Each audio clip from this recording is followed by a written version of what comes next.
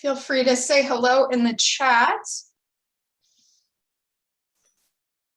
I'm seeing Beatrice's lovely fall photo. So I hope wherever you are, this change in seasons is treating you kindly. I'm in Wisconsin and I definitely felt the shift over the last couple days.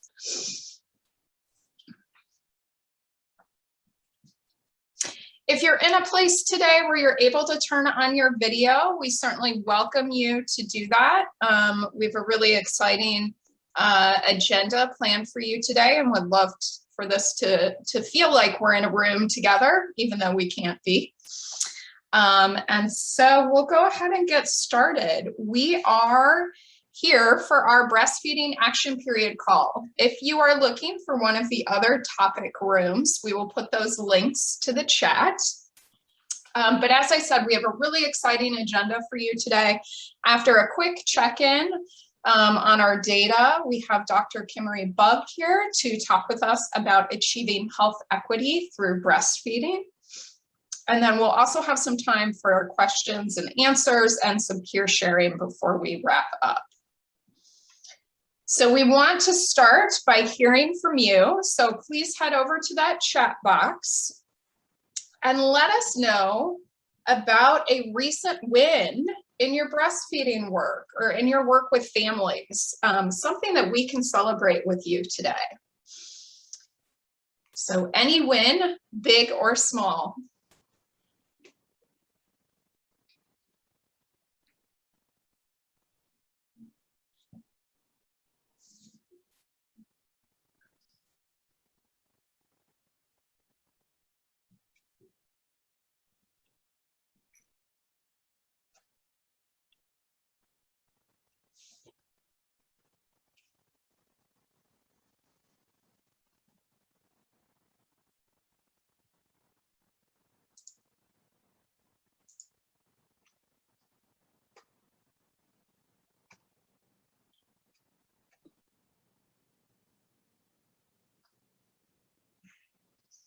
All right, Sarah shared that she has a 16-year-old client who is now breastfed for 1 year.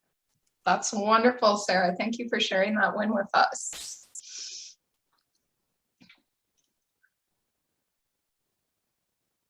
Let's hear from a few more. All right.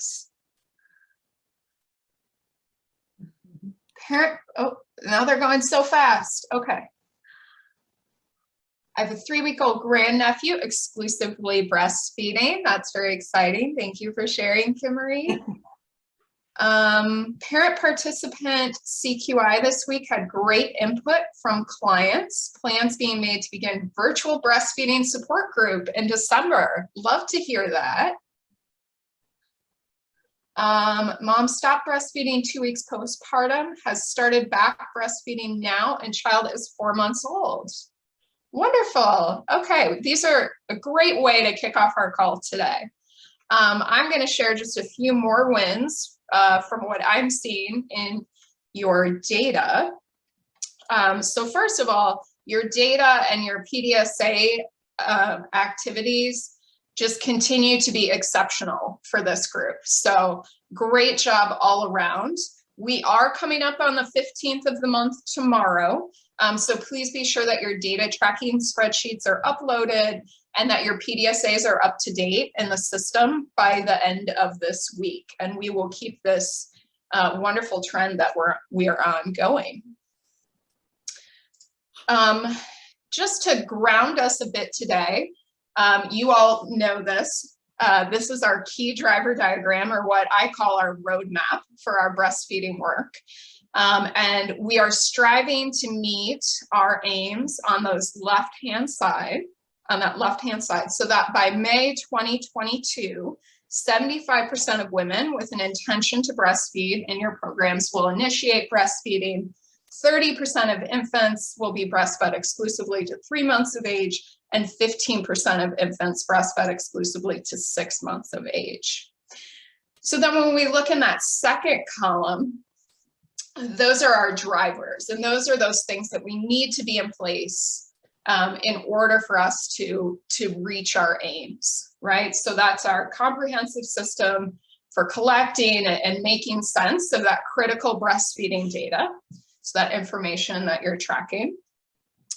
That capacity building and support for home visitors to be able to address breastfeeding and support women in their programs. Effective family engagement in infant feeding practices. So thinking about building those infant feeding plans, thinking about what materials we're using to engage families in discussions around breastfeeding. And then those strong community linkages so that families who are breastfeeding have those supportive systems and networks that expand beyond just the relationship with their home visitor, right? So as we go through our call today, and as your team is meeting together between our calls, right, this is that roadmap that you are continually coming back to. And you're thinking about, where are the places where we have strong processes in place? What are the things that we're doing to ensure in those places that those processes are fully implemented and are working for all families and staff in our program, right? So those might be those areas where you've done a lot of testing already, and you're really focusing now on making small refinements or tweaks to those change ideas, or you're testing for full implementation and spread across your agency. You also want to be thinking, when you look at this, where are those drivers that our team still needs to develop? So those might be those areas where you're still looking for new change ideas. Maybe you've tried some things but haven't had much success, where you still need to plan and execute some small scale tests so you can really start to build your learning and find out what's going to work in your program. So one of those ways that we can start to answer the questions about where we need to focus our testing is by looking at our data, right? And so this is something that you are doing with your team. You're looking at your individual level data. When we're here together, we look at our collaborative level data. So I've pulled just a few of our collaborative level run charts for a quick check-in today. So remember, when you're looking at this, this is everyone's data combined. Yours will look different, so continue to bring up your own run charts and have discussions around those in your team meetings. But let's start off on the left-hand side of your screen by looking at one of our intention measures. So in the month of August, and that's the last full month where all teams' data was submitted, we'll have the September here in a few days. We had 41% of families who enrolled in your programs prenatally reported that they intended to breastfeed, and that was collected when they enrolled. So that number, 41%, is up from 21% in our very first month of reporting, and it's above our baseline median, so kind of where we were over those first several months, of 34%. Right? So this is a place where we're continuing to make progress towards that goal of 65%, right? So this is really encouraging to see. We want to continue to see that number move towards that goal. And then when we move over on the right-hand side to look at our initiation measure, we can see here that 62% of women who reported an intention to breastfeed then initiated breastfeeding. So here, when you look at this run chart, you might say, well, that's a little funny. We moved down this month. Is that bad? We expect all measures to move around a bit, right? So this is not unusual. And when I look at this, I would say we're staying really pretty close to, we're kind of moving back and forth around that goal of 75%, right? So we're pretty close there. And we'll see what happens in the next couple months to sort of figure out our pattern at the collaborative level. All right, and then let's jump forward to looking at our measure around connecting women who need breastfeeding support. So once they've initiated, then we're looking at a measure of how do we support women who are breastfeeding to continue breastfeeding in order to meet their individual goals. And here We remain above our goal of 75% for this measure, and we were at 92% for our most recent data point. So continued great work here. This is exactly what we want to see, that women are getting connected, and they're getting connected quickly, because you'll remember we're measuring this. This is one of those month-to-month measures. So we look at, were they connected to additional support within that month that we identified that they needed support. So this is great to see. And then finally, I pulled just one of our exclusive breastfeeding measures, and this is looking at exclusive breastfeeding at 3 months of age. For August, our most recent month, we were at 24% of infants in your programs were breastfed exclusively to 3 months. So this is one of those longer term measures, right? We've still got a ways to go in this collaborative, and we're looking to hit that goal of 30% here. So you can keep this collaborative data in mind, as well as your own individual team's data, where you know your team is at, as we listen today, and then in the coming months, just kind of setting a bit of an intention about where we are today. We're in this red box over on the right-hand side of your screen in action period 3. So this is really where we're focusing in, and we're making sure, okay, where are those drivers that we don't have them in place? How do we get them in place? And we've got still a bit of road on our trip here left to cover before we get to that May 2020, when we want to be meeting all of our goals. All right. I'm going to turn things over now to Tracy to take us into our next section. All right, and I'm going to introduce you to Dr. Kimmery Bugg. We're thrilled to have her with us today. Dr. Bugg spent nearly 4 decades working in the Atlanta metropolitan area in primarily African-American communities, promoting perinatal health, breastfeeding, and community-based impact solutions. Kimmery has worked in private pediatric practice and at Emory University School of Medicine as a nurse practitioner. In addition, she has worked at the state level as a perinatal nurse consultant and in the hospital in the Pediatric Emergency Center, Special Care Nursery, and as a bedside breastfeeding consultant. Dr. Bugg was the very first African-American international board-certified lactation consultant. In 2011, she and her professional sisters founded Reaching Our Sisters Everywhere, a national nonprofit that seeks to address health disparities and inequities in breastfeeding, focusing on community-based solutions. Kimmery is known internationally for her work in lactation, anti-racism and health equity strategies, the nonprofit world, and marginalized community empowerment. Dr. Bugg completed a community health leadership program within the Satcher Health Leadership Institute at Morehouse School of Medicine that stressed best practices to provide global health equity and eliminate health disparities through action-oriented projects. Kimmery lives with her 88-year-old mother and her husband, Dr. George W. Bugg Jr., a neonatologist. They are the parents of 5 adult children. And I'd like to add that I have had the pleasure of working with Dr. Bugg on a couple of projects, including when she began working with the CHAMPS initiative in Texas in 2014, which was designed to help hospitals move through the baby-friendly designation process. And it's an initiative that's still active in Mississippi. And I can tell you, she is a joy to work with. She is a true champion of her cause and a beautiful soul. So we are so excited to have her here with us today. And before she starts, I'm going to ask you to chat in some answers to this question so Dr. Bugg can address them during her presentation. What kinds of breastfeeding resources do you use with families? We just want her to know what you've been using to work with families.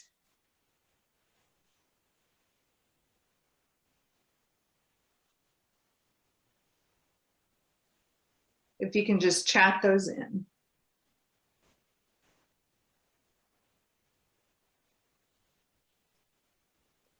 So materials, videos, websites.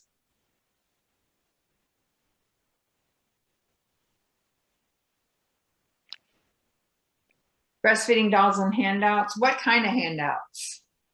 Videos and facilitators through Nurse Family Partnership and visuals. Any videos in particular?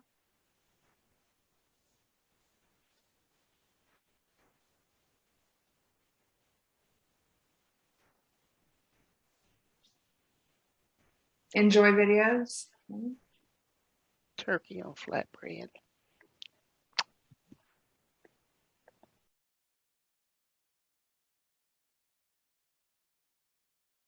What else? Your Guide to Breastfeeding for African American Women and Local Lactation Specialists. Partners for a Healthy Baby breastfeeding handouts. Enjoy videos, hug your baby handouts, NFP handouts, WIC resources, websites such as Kelly Mom and La Leche League, WIC brochures.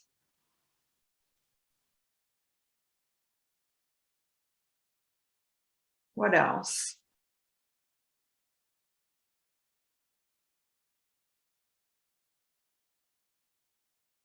WIC peer counselor and Indian Health Service public health nurse.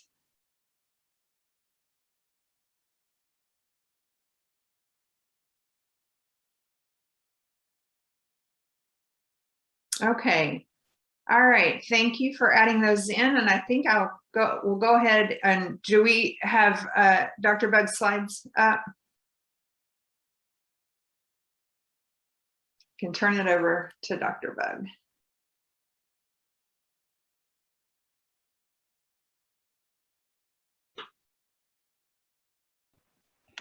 Hello, can you hear me?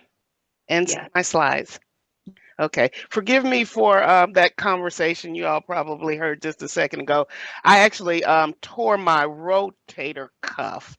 And so I was at the hospital all day yesterday, but I told them I could not stay because I had to come and hang out with you all today. So my family is just kind of hovering over me, just kind of watching, and she keeps coming in and trying to make me eat. But thank you all so much for sharing the resources that you are using. I am very excited to be here with you all. I have had the great pleasure of doing work extensively in the state of Mississippi. And actually, I'm going to be working on a virtual mock assessment at Merritt Central really soon, but helping those hospitals go through the baby-friendly process. And am working also with a project in Missouri called with UNC Chapel Hill, the Maternal Health Learning Innovative Center, which has some phenomenal resources that I also would like to share with you all and would like for you all to see when you have some time. Resources are everything. I've definitely learned that recently through this pandemic. We had a big telehealth project that we worked on that I'm going to speak a little bit about, but just really working and talking to families about what they need in those times when they were sequestered helped us to understand too that a lot of the things that we were using were not really being used by them. So we'll kind of talk about those. Please continue to chat your questions. By the end of this, Tracy and I will go over and answer a lot of those. It seems so funny to hear her calling me Dr. Bug because, again, we have known each other so long, and I'm like, oh, who's she talking about? Who did all that stuff? But thank you so much, Tracy. I appreciate you so much. So wanted to tell you just a little bit about Reaching Our Sisters Everywhere, Rose. Our mission is that we seek to normalize breastfeeding by serving as a catalyst that provides resources and networking opportunities for individuals and communities. And, you know, our partners are healthcare providers and public health providers and community-based organizations. And the most important ones, of course, are mothers, birthing people, and families. So this is one of our major sort of principles that we have to internalize in working with all of those different partners, and it's just something to always kind of take into mind. This is something that I learned a long time ago in nursing school. And there are very few things that really kind of stick with you when you're doing things way back then. You're just trying to study for the test. But this really took a hold of me, Johari's window. And the explanation is this motto is that I know what I know. I know very little about what I don't know, and I don't know what I don't know. And so we have to take into account a lot of the times that everybody doesn't know what we know. And because of that, we need to very often check our biases and help to make sure that the people that we serve, the families that we serve, are getting the information and the resources that they need to make an informed choice to do what it is that are the public health priorities. But the important thing is, if they don't have the resources, then they are not able to make the choices. And that's what we find so often, is that our families are what we call resource deprived. So, looking at health disparities in the work that we do, we've been working on closing the breastfeeding gap for the last 30 years or so. And our pillars have been working through policy, through programs, through partners, and through peers. So for the past 8 years, we've sort of been using those columns to really focus the work that we're doing. One of the things that really just hit us like a ton of bricks, and everyone, of course, in the country, is when the pandemic first hit, when COVID first came.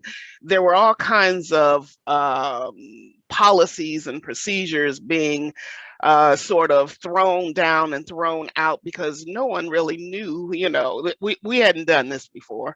And one of the things that was most harmful, we felt at the time, in the academic breastfeeding landscape world, was that mothers and babies were being separated. There was no good, explanation at the time, and that mothers were not able to breastfeed. They could pump, but they couldn't breastfeed their babies just because nobody knew what was going on.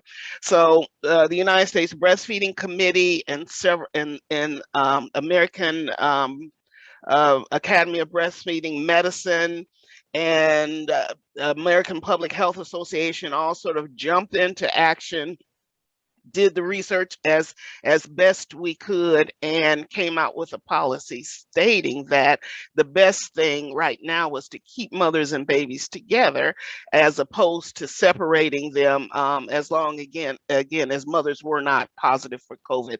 And we worked through this probably in a couple of weeks, probably the end of April or so, because it was just such a problem. But again, that was just a major concern and problem, because again, people who were being separated from their babies mostly happened to be women of color. So wanted to talk just a little bit about what the research says, what the literature says negatively affects breastfeeding. And take in mind again that it usually takes about 15 years for research to come off the shelf and be actually put into practice. But these are things that research says negatively impact breastfeeding, and we're going to definitely talk about this in a bit too. But it's being African American, poverty, younger mothers, and being single because they feel less support. So this is one of my favorite poets, Tupac Shakur, and he said, "Don't judge me for the choices I make, when you don't know the options I had to choose from. Just absolutely love that because, again, going back to the fact that not everyone is privy to the same privilege and resources and information and even consideration as everyone else. That truly makes a difference, especially even looking back when we mentioned that research, because one of the major things that came through to us doing or working through the baby friendly hospital initiative cohorts with Best Fed Beginnings and also with Champs is that prenatally, so many women told us, women of color, that healthcare providers didn't even mention breastfeeding to them prenatally. And so we started asking providers, is this true? Is this so that you don't talk to women of color, Native American women, Latinx women, Black women about breastfeeding prenatally? And what we got from a lot of the providers is that, well, we've looked at the research, and the research says that, Black women are not likely to breastfeed, that, and so we only have, 8 minutes in the room with them. So we're going to talk about hypertension and cardiac disease and sudden infant death. And we're not going to talk about breastfeeding because the literature says they don't breastfeed. We got that a lot all over the country. So again, these mothers are not getting the resources. And so again, like this little drawing over here says, what's the matter? The distance is the same. But again, you don't know the obstacles that some people have to go over in order to get to the same destination. So we're saying that breastfeeding rates are lower, and exclusive rates are lower, and all kinds of sustainability rates are lower. But again, we would like to propose that may be because we're not getting the resources. So again, this is just one of my favorite little slides that I use from one of my favorite people. Dr. David Williams is a sociologist at Duke University currently, and he has a phenomenal presentation that he does on racism. And when he started his work many, many years ago, he said that everyone kept saying, well, how can you say that's racism? How do you measure it, in that academic center? And so he said he got so tired of hearing that he actually came up with a scale to measure racism. And so it's definitely one of the premier scales to use. So when you get a chance, do Google and look up Dr. David Williams. And again, he's at Duke, and his scale for measuring racism. And it's quite a bit different. He talks about all types of things, of course, economics and mass incarceration, but things from enslavement to Jim Crow to segregation to redlining, right up to what we experienced last year with COVID and the CARES Act. We were given funds to disseminate to families because of what we call the digital divide, redlining digitally. There were so many children who were going to the parking lot of libraries in several states to sit in the car to do their homework because they didn't have internet at home. And so this was something we were able to get Congress also to address pretty rapidly at that time, which helped a lot of families. And we also were able to get funds for breastfeeding and birthing families also.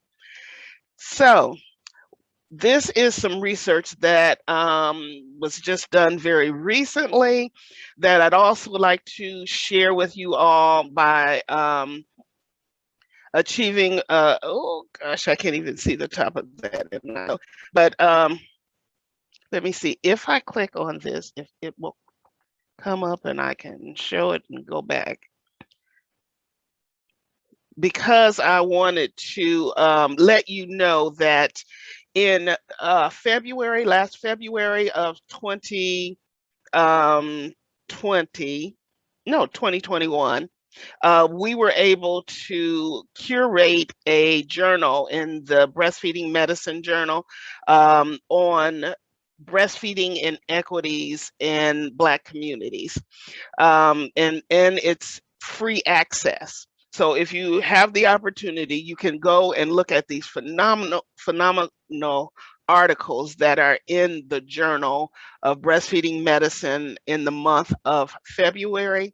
And because we had so many articles, the editors were just so surprised that there were so many articles that again were being submitted by authors of color, that they actually offered a second journal. So this journal was released during Black History Month, and the second journal, that again is free access, was released for Juneteenth. And so that's the June issue. So when you get a chance, look at those. But one of the things that a couple of colleagues, Afinwa, who is at University of California in San Francisco, and Anjali, who is at UNC Chapel Hill, and I did, was to really look at the literature and also work with women of color, BIPOC women, Black, Indigenous, Latinx,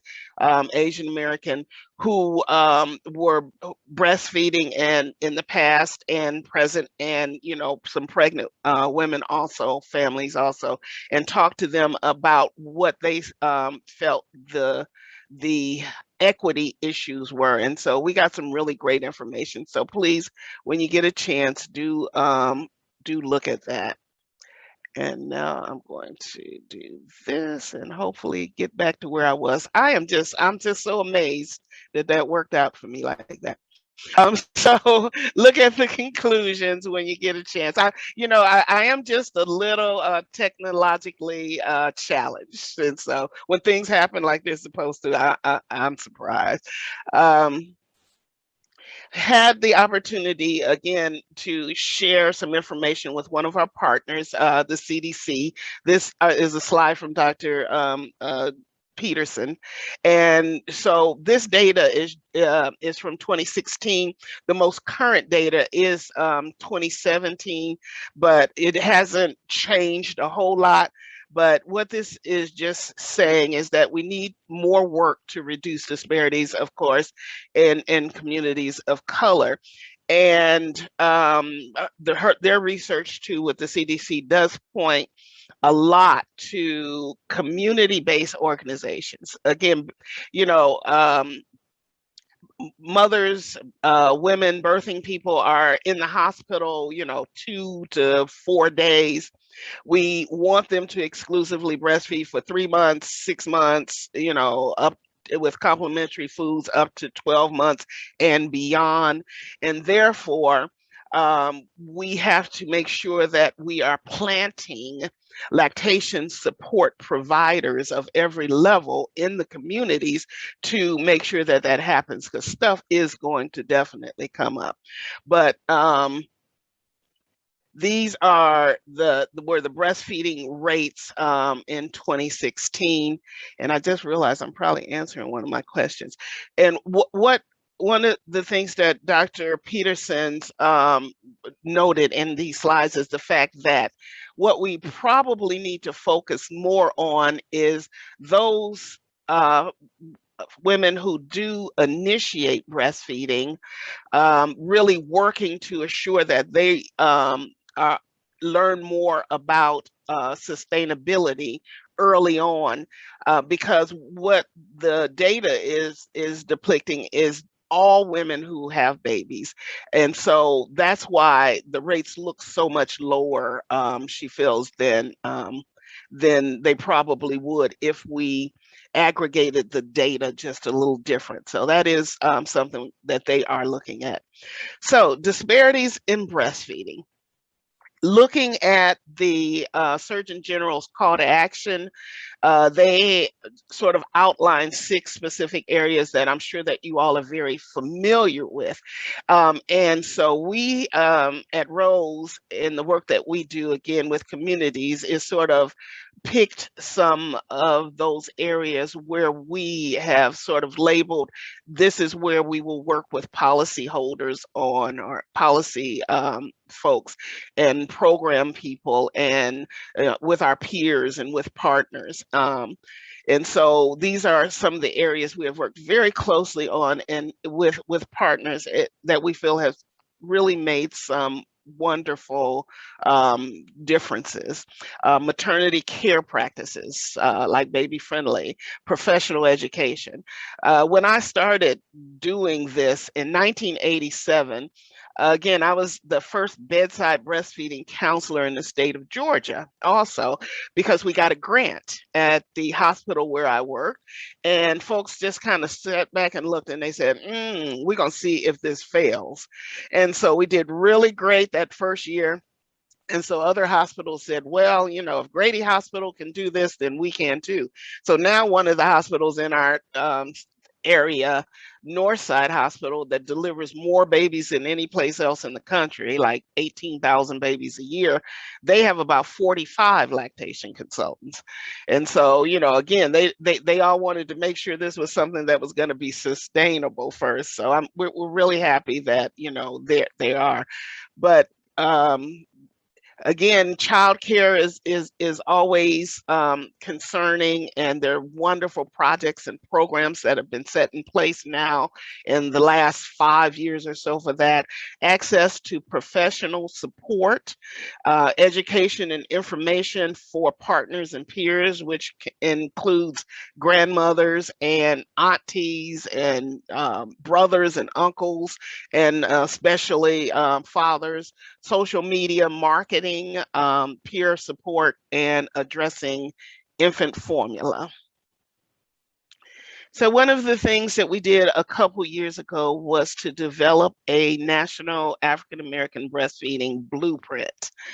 This was definitely a labor of love, and you can download it if you'd like from our website. It is definitely time to update it. But one of the major things that stuck out to us, and we started to address it as we saw this, was the fact that the first week after initiating breastfeeding, after having a baby, Black women, about 20% of Black women who started breastfeeding stop. And then for the first 6 weeks, about 20% that started stop every week. So that is a major reason why we weren't getting to that, 3 months and, so this percentage still breastfeeding. And what we found is that a majority of the issues and challenges and problems could really be avoided if there was someone in the community that knew how to overcome common problems, or how to affirm a mother and say, you know, I understand you feel like you're getting very little sleep. I totally and completely understand that.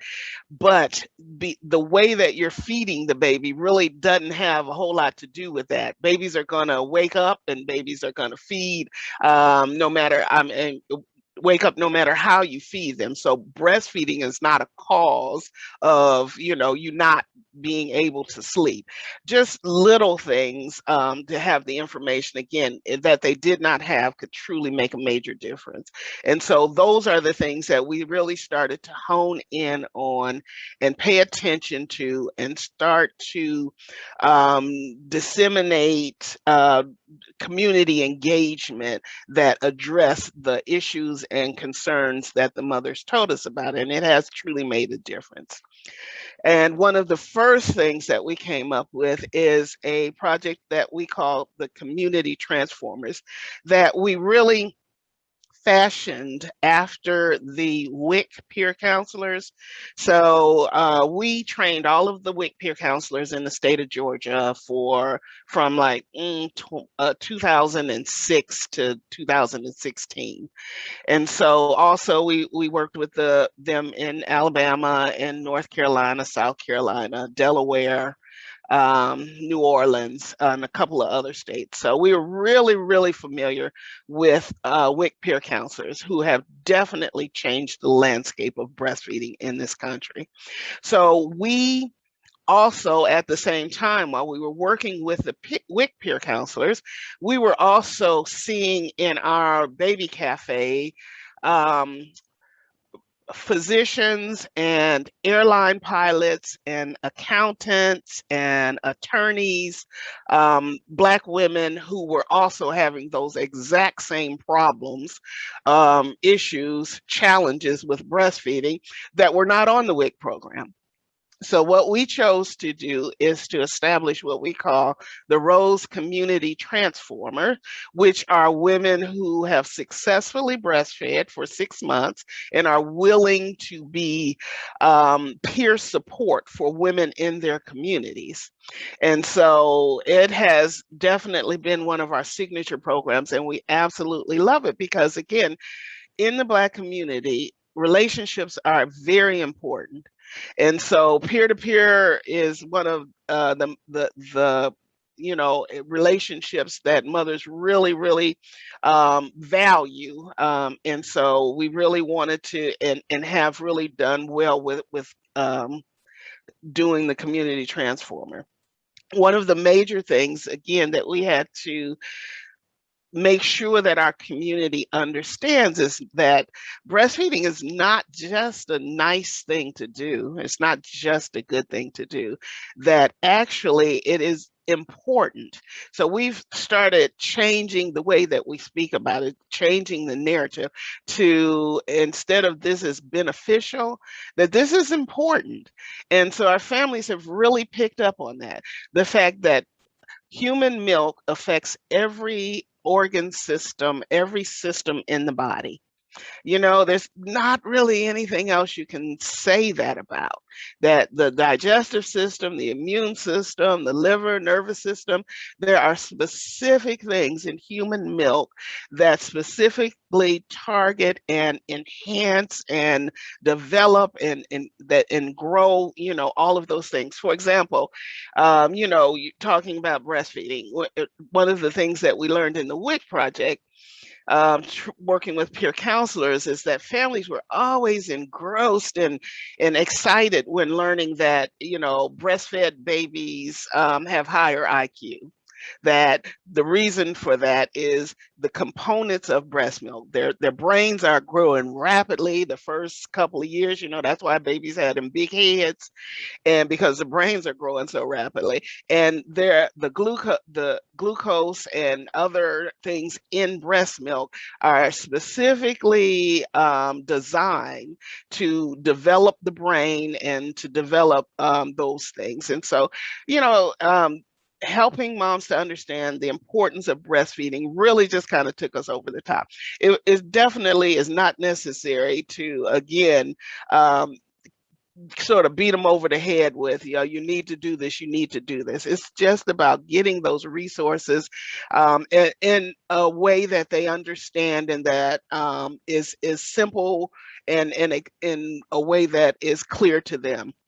And also with understanding that breastfeeding is important, the next challenge was nobody was explaining how to do this. At this point, it's like, okay, this is a great thing. We want everybody to breastfeed. Now go forth and do this. Again, because how long are they in the hospital? A very short time, right? Oh, and one of the other things I didn't mention is as a nurse that graduated in 1978 from nursing school. When I graduated from nursing school, nurses were not trained to manage lactation. For years and years and years, I was doing presentations where I'd be in a room with 300 nurses, and I say, raise your hand if you were trained in your formal training on how to manage lactation. And, I'd get maybe 3 hands out of the 300 people. So then we are expected to graduate from nursing school, to go into our practice settings and be an expert, right? And we can be experts in diabetes and asthma and, you know, um, autism and all those little things, but no, and because we learn about those, we read about them, you do teach backs with all of those things, but nobody talked to anybody about breastfeeding. It hasn't gotten a whole lot better. And one of the reasons why I mentioned my husband too is because the same thing happened with him in medical school. He was given Dr. Ruth Lawrence's book, A Guide for the Medical Professional, and said, okay, here, this is your lactation training. Read this book. And he's just one of those people who actually did it. But most of the people in his class didn't read it because it was extra. That's why I kind of liked him when I met him, because he did know a little about breastfeeding. But also with that, we have to teach mother the skills. So the little example up here with the rice, women, families need to understand that when you supplement, that does decrease your milk supply. One of the biggest concerns always is is the baby getting enough milk, and birthing people, moms are concerned about that from the time they have the baby until they wean them. If they wean them at 4 years old, they're still concerned about, are they getting enough milk? So this is just a little visual that helps them to understand that if you supplement, that decreases the amount of milk that you make. And it's a cycle, so you think you're not making enough milk, so you supplement a little more, and you truly, truly do decrease that milk supply. The other thing we used to hear a whole lot about, it was it's embarrassing to go out in public and breastfeed. And so a young group in Atlanta, these young women did their master's theses in social work at Clark Atlanta on they bought a pizza and sandwiches, and they had the folks clean the bathroom at the university, and they had the fellow students go in the bathroom and sit on the toilet and eat their lunch. And so this was their campaign, and they got an A on this too, would you eat your lunch in the bathroom? So, why are we telling women you want to breastfeed in public, go to the bathroom and do it? So this was, and this young lady who did this, who didn't have any children at the time. So her child is 12 years old now. So that's a message that we've gotten out there, and it worked. But, those are, it kind of happened organically. And again, what to do with sore nipples. I've heard so many mothers say, y'all never told me this was going to happen. You just acted like this was going to just be utopia. And so we need to do some anticipatory guidance, because it doesn't have to happen. But if they don't have any guidance and no one to go to, then these are reasons why they quit. And, of course, including the significant other too.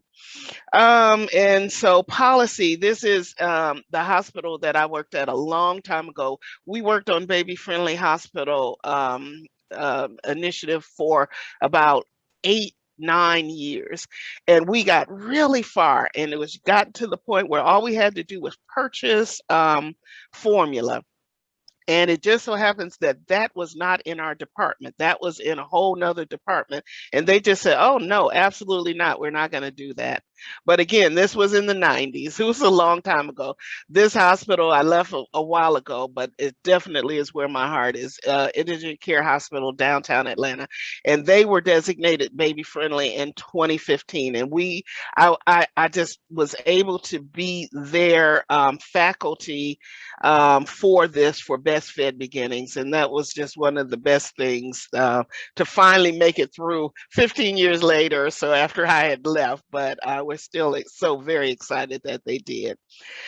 And this, advancing change, this was one of the most difficult things, but this is something the Baby Friendly Hospital Initiative has really done well. Well, the cohorts, CDC funded cohorts, um, and the W.K. Kellogg Foundation, which has funded the Baby Friendly Hospital Initiative in Mississippi, have done really well. Is the number of baby friendly hospitals has more than doubled in the last 5 years because of the cohorts going through them together, which makes a major difference. And so this picture here of this young lady that's here with the baby on her chest is a picture that you will see on the Baby Friendly USA website.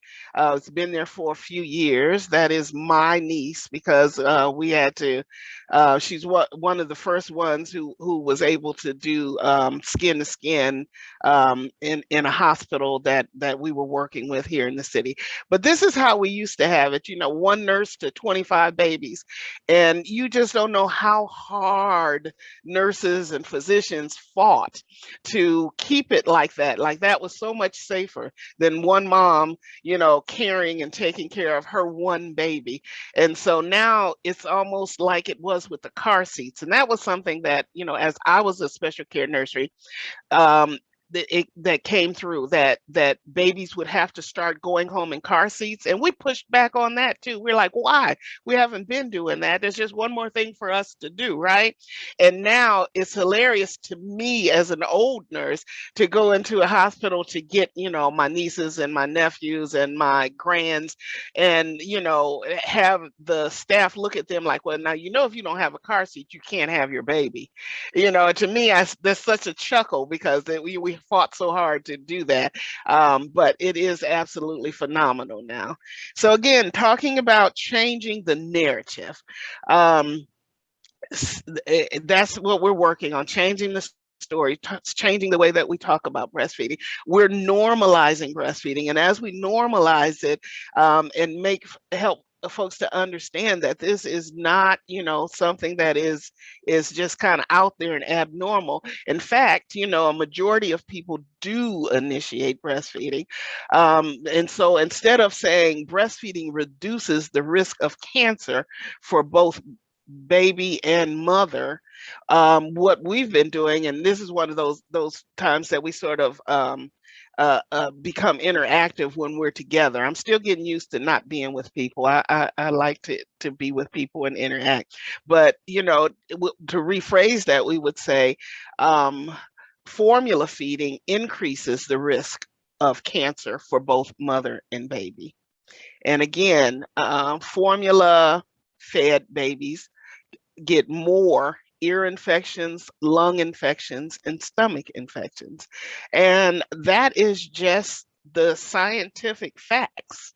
Again, formula fed babies are hospitalized more than breastfed babies.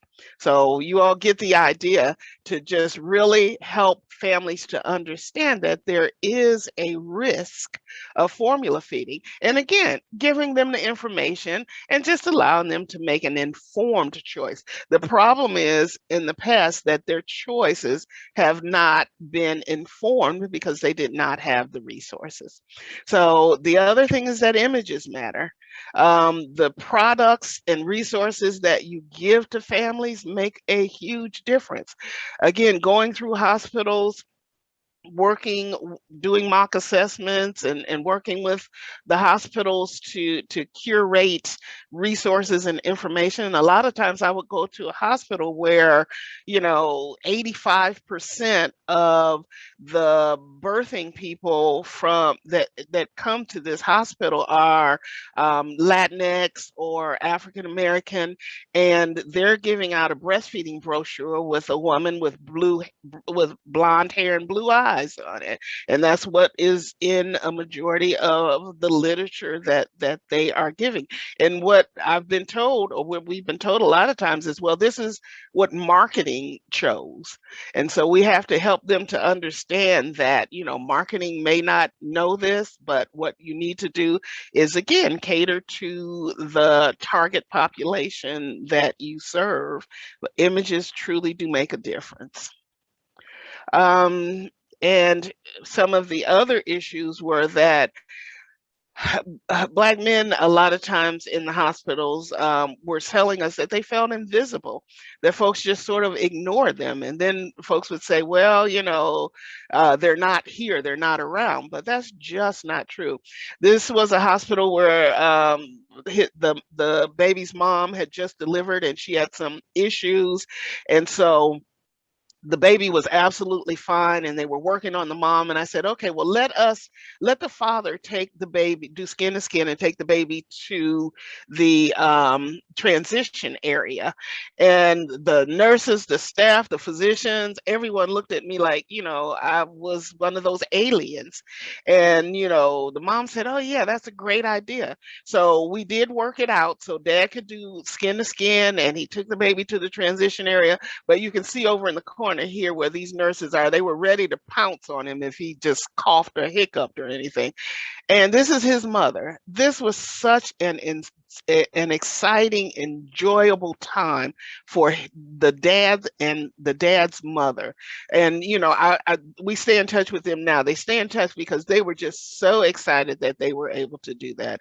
And one of the things that we did was to also start a role, Reaching Our Brothers Everywhere, and their focus is on men in the maternal child health space, to making sure that Black maternal morbidity and mortality is decreased and eliminated, is what they're working on, and also safe sleep. So I'm going to show you this quick little video. Yo, 2 words: disgusting and formula. Yo, don't look, bro. Plus, formula can't prevent diseases. Neither can breast milk. Breast milk prevents diabetes, cancer, and is like best for preemies. Yo, Sheila's pregnant. Breastfeeding is healthy, bro. It saves money and it helps them lose weight. I was so ignorant. Yo, and it helps them lose weight too? Yes. Real men encourage breastfeeding, bro. Yo, thanks, man. Learn more at So that was one of my favorite little videos that we did. And it didn't take much time at all. We went out to a bus stop and sort of shot the video. So consider, having resources just like that. And that has been very well received in the male community, a fatherhood community here. And then engaging grandmothers. Again, our community is about relationships, and grandmothers are important. Families are important. Aunties are important. And so we really nurture and love on grandmothers because, again, there are whole generations that may not have breastfed, again, and because of the journey that they had. I mentioned my 88-year-old mom who breastfed me. She was a nursing assistant working for an OB when she had me. And she was told that she didn't need to bother herself with trying to breastfeed, that she just needed to come back to work.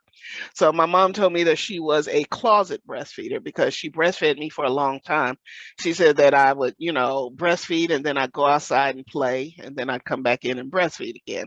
But she said very few people, definitely the ones that she worked with, did not know that she was breastfeeding because they told her not, that she didn't need to do that.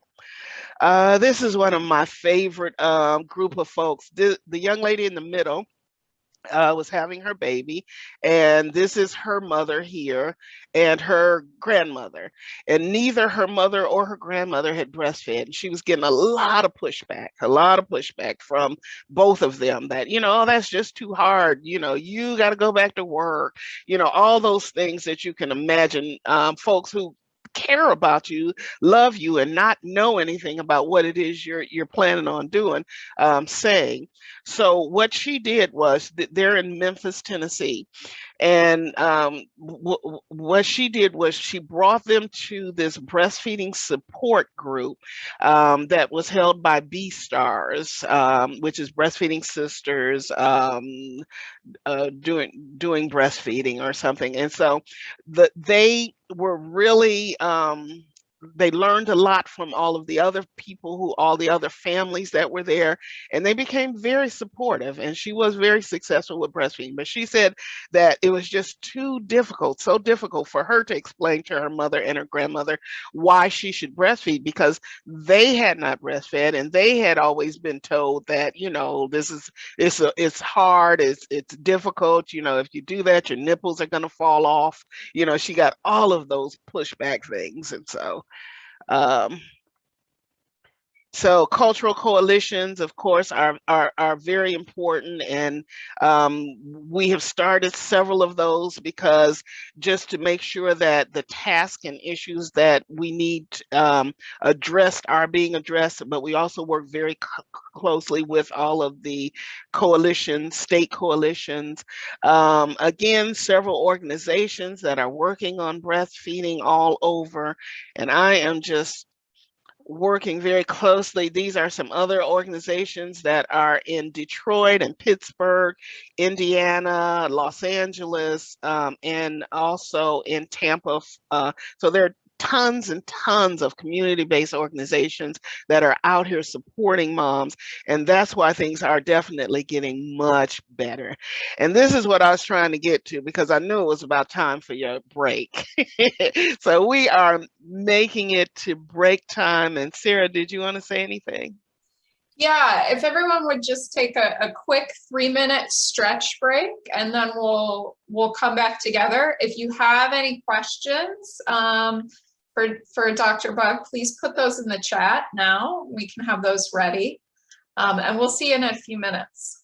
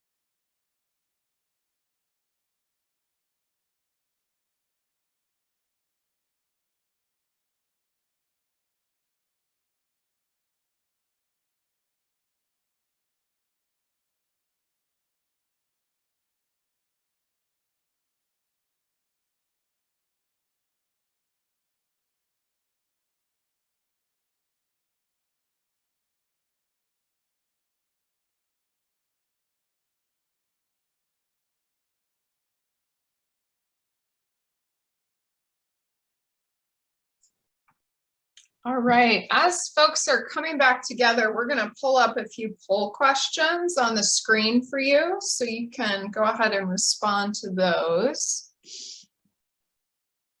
as people are coming back to their screens.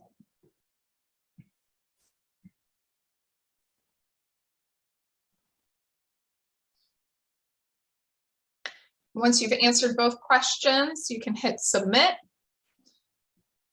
and then we'll pull up the responses in a bit.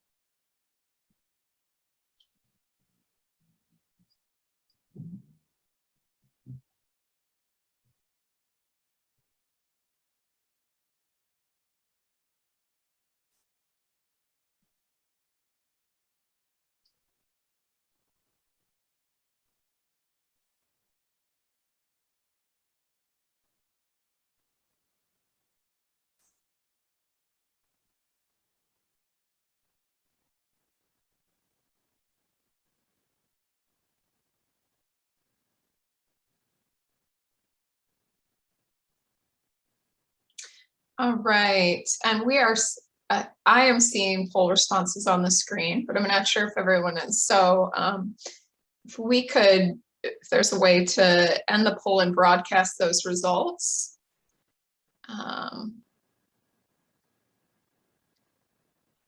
Okay.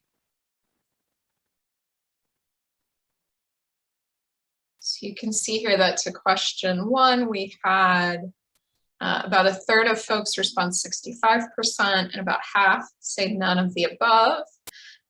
For the It's Only Natural Mother's Love, Mother's Milk platform, looks like most of the people on the call today, 85%, are not familiar with that. So Kimmery, I'll turn it back over to you. We've got about 15 minutes left. So all right. All Thank yours. All right. So this was perfect timing. Briefly, I want to tell you about It's Only Natural Mother's Love, Mother's Milk, which is can you all hear that lawnmower? Okay, of course the lawn guy decided to come. I don't, It's Only Natural Mother's Love, Mother's Milk was an initiative, a social marketing initiative that was launched, developed, and it's a breastfeeding project that was developed by Office of Women's Health for African American women, and it was to be launched in 2013. It is phenomenal. There are tons of resources. These are all videos, videos planning ahead, addressing myths, overcoming challenges, getting ready, get your family together. There are information for dads. There are handout sheets that are beautiful. The book, the breastfeeding guide for mothers is a part of this. So what happened in 2013? It's all free material. It's all on the Office of Women's Health website. But what happened was in 2013, when it was to be launched, they put like $1 million into the launch, and planned on launching it over a month. It just so happens that the start of the launch was on the same day as the Boston bombing. And so it went completely flat because, of course, they could not launch this on that day. And so they never sort of, because they had already spent all this money and everything, it was just really difficult to recoup. So they didn't really do a lot of advertising, but it has been in existence, and it's been revamped and redone a couple of times. And it really is absolutely phenomenal. It is accurate. It is evidence-based. It is like 2-minute videos on all these different things. And like I said, the written handouts are phenomenal. So when you get a chance, look at the Office of Women's Health, It's Only Natural campaign, Mother's Love, Mother's Milk, and see the resources that they have. That we're going to go on through because we got like 15 minutes. Programs are also very important. These are a couple of buses in Arkansas and in Tennessee. We've had billboards here in Georgia that have been very beautiful. Again, just every and anything we can to keep on the mind that there are community resources for breastfeeding in communities that definitely need those resources. Again, culturally appropriate, culturally humility projects and programs. Partner sharing, also very important. We work very closely here in Atlanta with the CDC, Department of Health and Human Services, Baby Friendly USA. We've been on all of their expert panels to assure that BIPOC communities are represented. We've been working very closely with the fourth trimester and just equity in general to, again, address infant mortality, which of course breastfeeding is preventive of, maternal mortality, hypertension in women, and all of those things, again, that breastfeeding, the evidence, the literature, the resources show are protective. Working very closely, again, after, establishing the work that we needed to do in the Black community, reaching out to mentor. It is important. Our projects now are really focusing on developing partnerships and mentoring other ethnicities to come along so that they can also improve breastfeeding initiation and duration rates. Last year was the first Indigenous breastfeeding week, also in the month of August. And then this year was the very first AAPI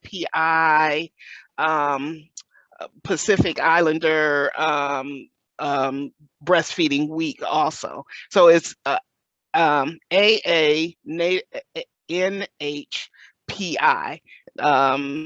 Asian Americans, Native Hawaiian, and Pacific Islanders. So we have worked very closely with Breastfeeding LA, who works very closely with those communities. There was one IBCLC that was Vietnamese, and very few others that they could identify, and they have a huge network. And so we have been working very closely with them to prepare other lactation support providers at every level. Again, everybody doesn't need to be an expert. There's breastfeeding medicine physicians, then there are, the IBCLCs, the CLCs, the CLEs, and peers, and WIC peer counselors. And we need all of those to really change the landscape. And this is the latest breastfeeding report card from the CDC. And, when you get a chance, download this report card. It does discuss state by state breastfeeding rates and also concerns, but this one is very special to us because this was the first one that a Native American graced the cover. And so we were extremely excited about that. And on the question about breastfeeding initiation rates, 75% of African American women initiate breastfeeding in this country. This is the first, last year was the first year that we have ever reached the Surgeon General's recommendation for breastfeeding initiation in the country.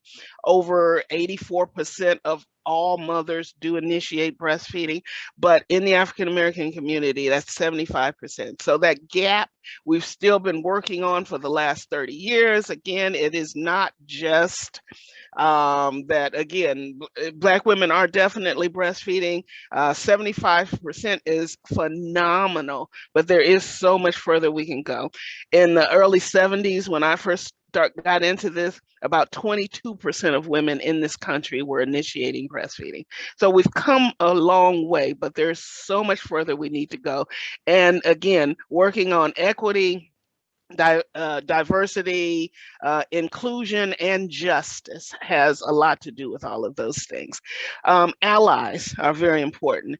These are some allies that we have worked very closely with that have done very wonderful, phenomenal things, from the American Public Health Association.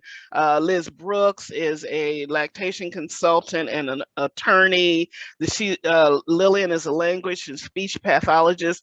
Ryan has a company called Cofective that does capacity building, that has helped several community-based organizations that we know of build their capacity so that they could help mothers in the community. And so allies are very important to us too.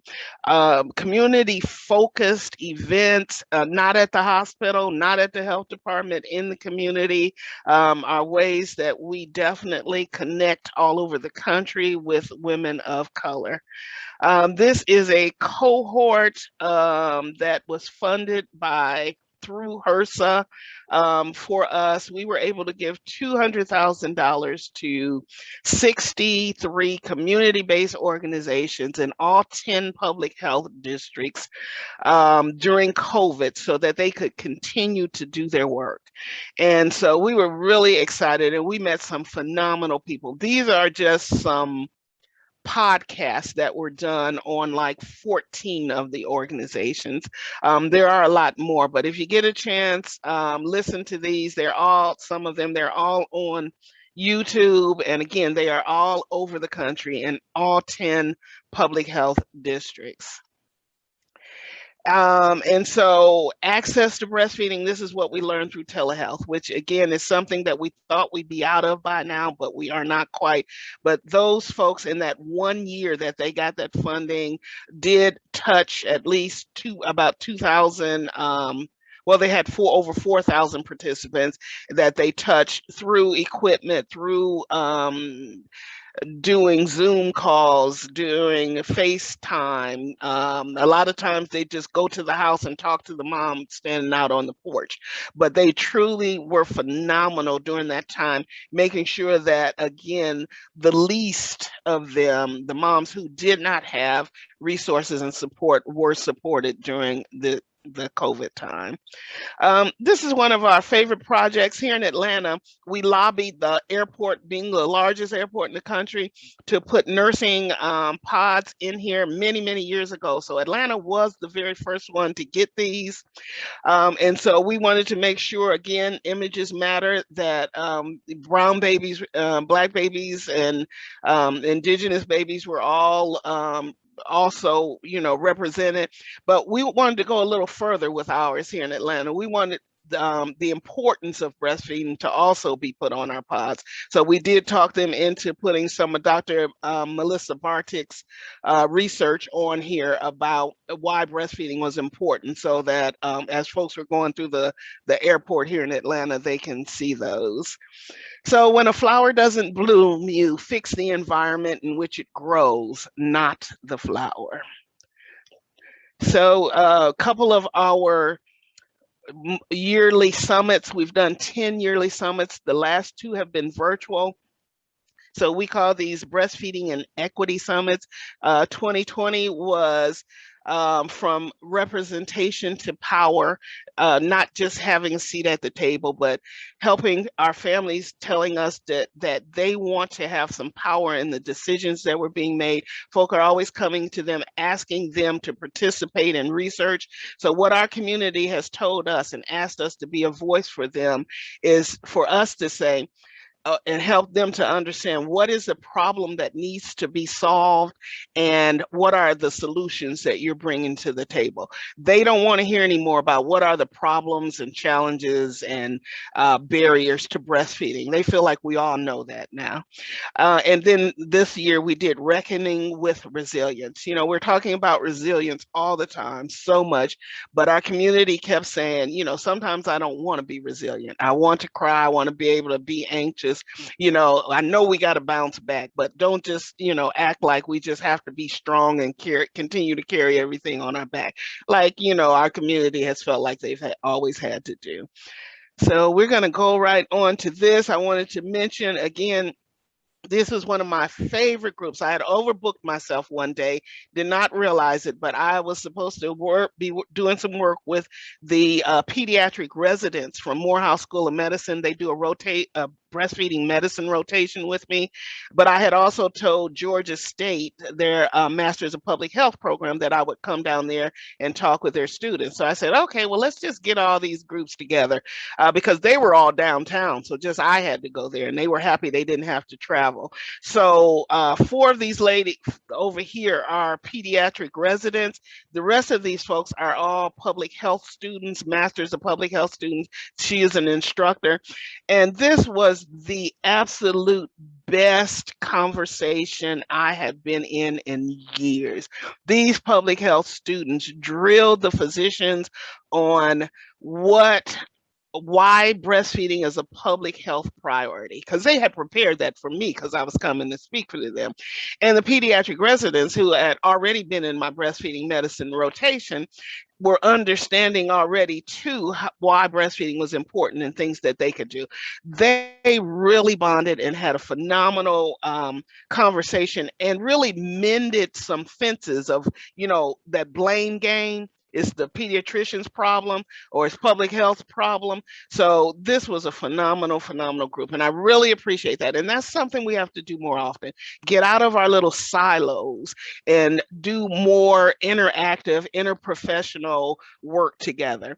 And you all have seen all those little fence analogies, but this is one of my favorites. This is reality. Some people start at a place of privilege. Some people, equity is okay for you, but some folks, some communities start in a hole. And so you're going to have to do something different to assure that they get out of that. Is there a place where everyone, regardless of race, economic background, or gender, grows up with the opportunity for good health, a good education, and a good job? This place is not in our heads, but in our hands. It starts with a mother and a baby. Actually, it can start with all of us.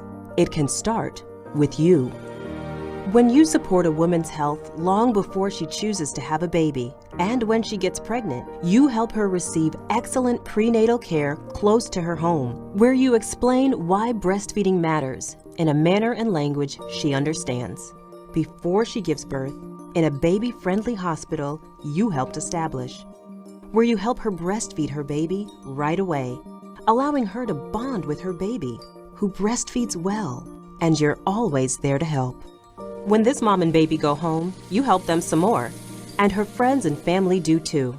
And she breastfeeds her baby for at least 6 months, and gets to stay home and care for her baby, and her partner gets time too, because they have paid family leave, thanks to your efforts that made it the law. And when she returns to work, her boss encourages her to take breaks, to pump in a clean space required by the law you helped pass. And there's childcare right there, where people understand why breastfeeding matters, because you led the way.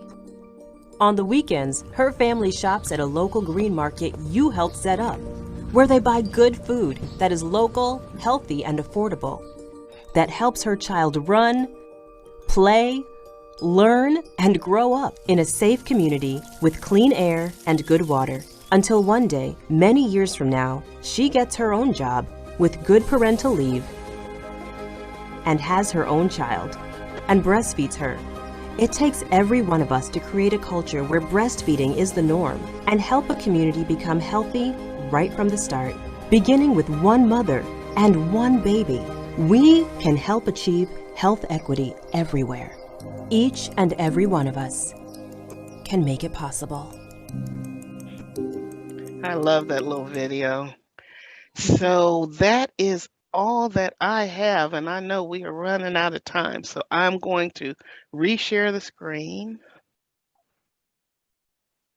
But we would like to give everyone a chance to chat any questions you may have for Dr. Bug regarding supporting breastfeeding to families of color, any of the resources that she mentioned.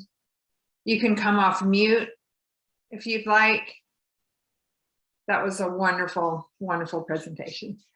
Thank you.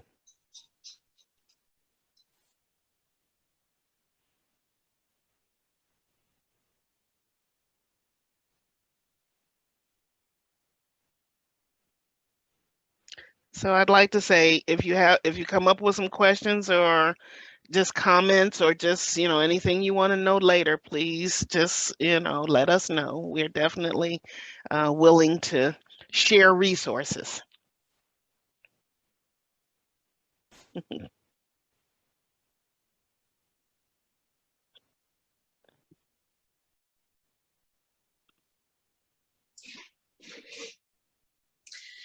And before everyone leaves today, we would love to hear, we want everyone to leave with a commitment to themselves to test a change. So I would love to hear from all of you in the chat, what's one change that you will test based on our call today? So something you heard today that was brand new to you, or something from a previous test of a change idea that you're going to go back and try something different, make an adjustment. I heard lots of specific ideas today from Dr. Bug, and would love to hear what you all are thinking about trying out in your programs.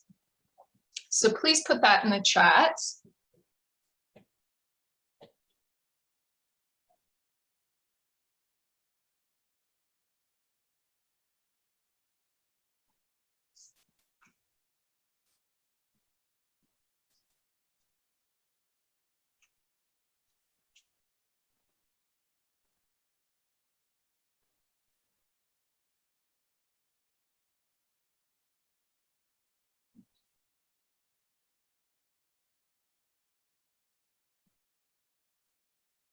All right, I see from Shelley, they're thinking about how to connect with their hospital system on a more regular basis. Wonderful.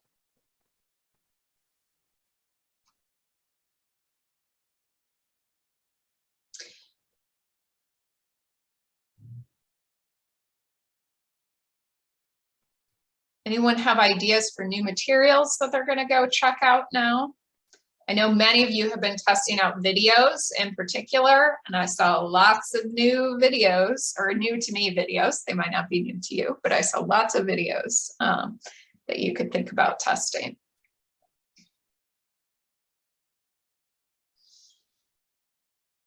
All right, we have a few more things. Oh, let's see. From Alicia, I will start using the chart that Dr. Buck presented on how milk affects every organ system to our prenatal moms. Wonderful. All right, we have just a few things left in the few minutes we have left. We are going to put a link in the chat. Please go, or here, I'll check the link. Please go to that link. We have 3 questions for you to answer about today's call. We'd love to know what you thought went well today, what you'd like to see more of in future calls, and then just anything else you want to tell us. So that can include any follow-up questions that you have for Dr. Bug that we can share.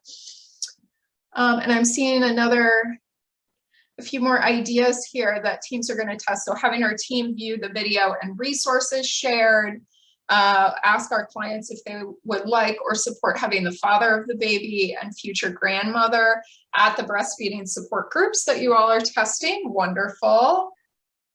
Great. That's super exciting to see. All right, and I'm seeing people are responding to the questions in Mentimeter. So once you've submitted an answer, it should let you move on to the next question. So please continue to add your responses there. Oh, I've opened up all the wrong things. Okay.